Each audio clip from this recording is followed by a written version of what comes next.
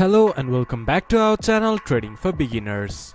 Today in this video I'm going to show you how to close or delete your eToro account.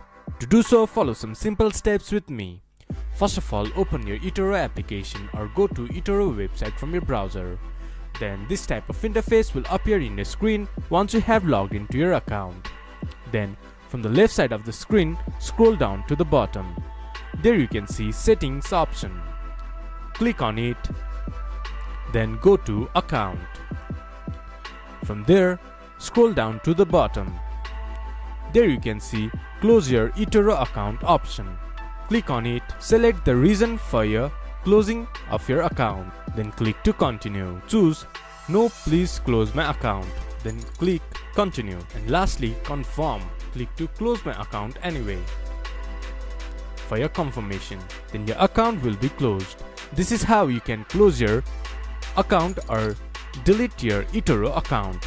This much for today's video. If you guys find our video helpful, please leave a like and comment. And do not forget to subscribe our channel and hit the bell icon.